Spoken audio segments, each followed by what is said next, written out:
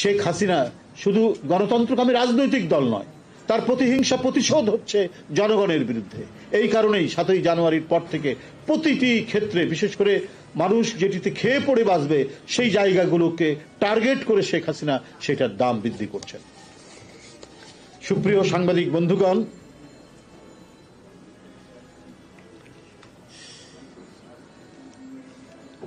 দেশের জনগণকে উপেক্ষিত রেখে জনপ্রতিনিধিত্বহীন এক নায়ক সরকার যে কোনো উপায়ে বিদেশি রাষ্ট্রের সমর্থন জোগাড় করতে ব্যস্ত। দেশে দেশে ধর্ণা দিয়ে কাকুতি মিনতি করছেন। ডামি ভোটের নকল সরকার হীনমন্যতায় ভুগছে।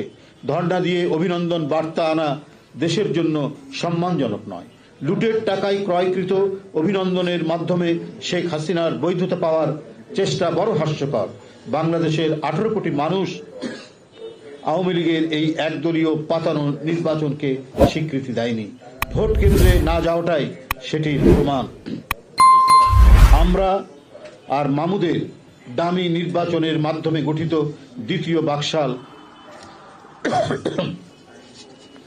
দ্বিতীয় বাকশালী সরকারের বৈধতা পাওয়ার প্রশ্নই আসে না। জনগণ এই নির্বাচন, এই অবৈধ সংসদ কখনো মেনে নেবে না। জনগণ আন্দোলনের মাধ্যমে এই ডামি সরকারের পতন ঘটাবে। বন্ধুরা, সংক্ষেপে কয়েকটি ঘটনা রয়েছে। মৃত্যু। ঢাকা জেলাধীন দোহার উপজেলার অন্তর্গত মাহমুদপুর ইউনিয়ন বিএনপির সহসভাপতি মোহাম্মদ হারুন মেম্বারকে বিনা কারণে গত 20 নভেম্বর 2023 তারিখ গ্রেপ্তার করে পুলিশ। গ্রেপ্তারের পর পুলিশি নির্যাতনে অসুস্থ অবস্থায় 24 ডিসেম্বর 2023 তারিখে জামিন মুক্ত হওয়ার পর হাসপাতালে চিকিৎসাধীন অবস্থায় গত 15 জানুয়ারি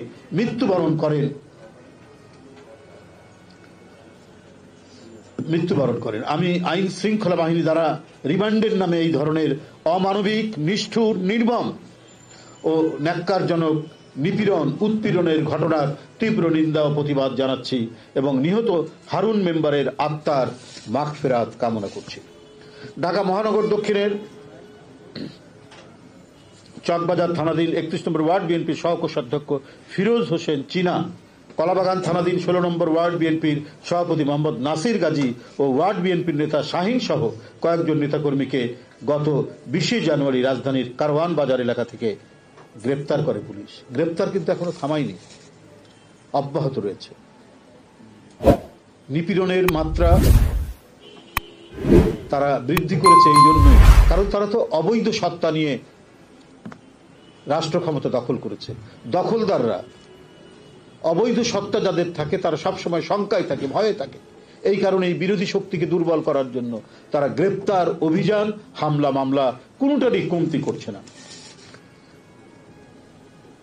এই আপনাদের এখানে আসার আগেই এখনই আমাদের ঢাকা মহানগরীর নেতা আরিফুর রহমান নাদিম তার স্ত্রী টেলিফোন করেছে। আমি তার গ্রেপ্তারের ঘটনা আপনাদেরকে বলেছিলাম ভার্চুয়ালি। তার স্ত্রী বলল যে ধরার পরে কি অমানবিকভাবে তাকে অত্যাচার করেছে। আওয়ামী লীগের স্থানীয় কমিশনার ধরিয়ে দিয়েছে এবং থানায় নিয়ে গিয়ে আরিফুর রহমান, সে নাদিম কিন্তু একজন বেশ মহানগরের বলিষ্ঠ নেতা, সিনিয়র নেতা। একসময় 80 দশকের ছাত্র রাজনীতিতে ঢাকার একটি কলেজের সে নির্বাচিত সাধারণ সম্পাদক ছিল, বুরহানুদ্দিন কলেজের সে সাধারণ সম্পাদক ছিল। এইরকম একজন মহানগরের নেতার গায়ে হাত দেবে, এটা সত্যিকার অর্থেই আমরা যে বর্বর দেশে, আমরা যে আদিম যুগে, আমরা যে হিটলারের সিক্রেট স্টেট যে পুলিশ, সেই সিক্রেট স্টেট পুলিশের দ্বারা আমরা শাসিত হচ্ছি এবং তাদের দ্বারা গণতন্ত্রকামী মানুষ যে নির্যাতিত হচ্ছে, আরিফুর রহমান নাদিম তার অন্যতম প্রমাণ। মৌলভীবাজার জেলাধীন শ্রীমঙ্গল উপজেলা বিএনপির সভাপতি নুরুল আলম সিদ্দিকী ও সাধারণ সম্পাদক মোহাম্মদ তাজউদ্দিন তাজু সহ উপজেলার প্রায় সকল নেতাকর্মীদের বাড়িতে পুলিশ একতরফা নির্বাচনের পরেও তাদেরকে মিথ্যা মামলায় গ্রেপ্তার করার উদ্দেশ্যে দিনে ও রাতে হানা দিয়েছে। তাদেরকে বাড়িতে না পেয়ে পরিবারের সদস্যদের সাথে অশালীন আচরণ এবং দুর্ব্যবহার করেছে। গত 4 দিনে মোট গ্রেপ্তার 12 জনের অধিক নেতাকর্মী, মোট মামলা 2টি, মোট আসামি 186 জনের অধিক নেতাকর্মী, মৃত্যু 1 জন। বন্ধুরা আমার, এছাড়াও আরও অনেক পরিসংখ্যান রয়েছে, আপনাদের কাছে এটি লিখিত আকারে দিয়ে দিব। আমি আর বক্তব্য দীর্ঘায়িত করছি না। এখানে সাজা কতগুলি আছে সব কিছুই এখানে দেওয়া আছে, একবারে 28-29 জুলাই থেকে। ধন্যবাদ আপনাদেরকে। এখন কর্মসূচি ঘোষণা করব।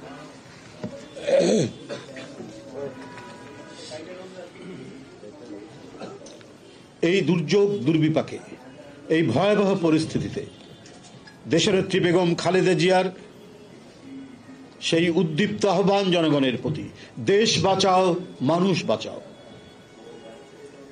এই দেশ বাঁচাও মানুষ বাঁচাও এর অঙ্গীকার নিয়েই আমরা এত নিপীড়ন, উৎপীড়ন, এত অত্যাচার,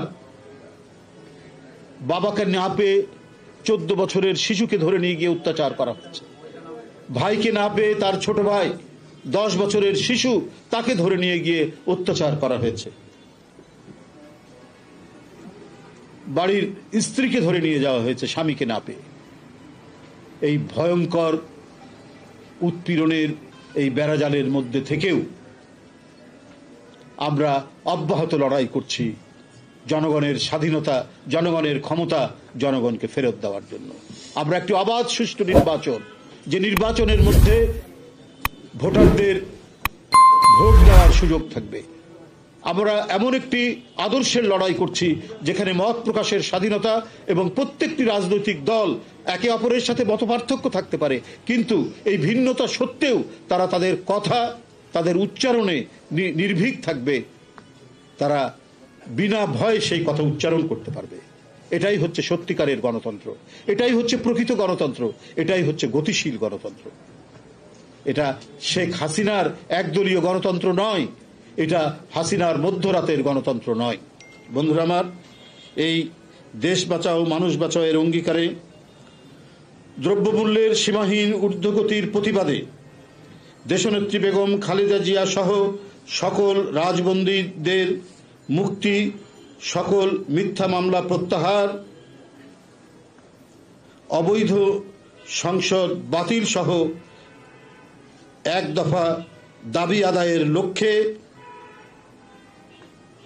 কালো পতাকা মিছিল 26শে জানুয়ারি রোজ শুক্রবার দেশের সকল জেলা সদরে এই কালো পতাকা মিছিল অনুষ্ঠিত হবে। এই কালো পতাকা মিছিল অনুষ্ঠিত হবে আমি যে দাবির কথা বললাম সেই দাবিতে। আর ওই একই দাবিতে 27শে জানুয়ারি দেশের সকল মহানগরে 27 জানুয়ারি রোববারে একই দাবিতে কালো পতাকা মিছিল। 26-27 শনিবার শুক্রবার, 26 শুক্রবার গেল। হ্যাঁ, শুক্রবার শনি 26 তারিখ না 26 জানুয়ারি রোজ শুক্রবার, 27 শনিবার। হ্যাঁ, আর 27 তারিখ রোজ শনিবার একটি শুক্রবার দেশের সকল জেলা সদরে 26 তারিখ, আর একই দাবিতে দেশের সকল মহানগরে 27শে জানুয়ারি রোজ শনিবার একই দাবিতে কর্মসূচি পালন করা হবে। আমি কর্মসূচি আবার বলছি, দ্রব্যমূল্যের সীমাহীন ঊর্ধ্বগতির প্রতিবাদে দেশনেত্রী বেগম খালেদা জিয়া সহ সকল রাজবন্দীদের মুক্তি, মহাসচিব মির্জা ফখরুল ইসলাম আলমগীর, মির্জা আব্বাস, আমির খসরু মাহমুদ চৌধুরী সহ সকল রাজবন্দীর মুক্তি, সকল মিথ্যা মামলা প্রত্যাহার,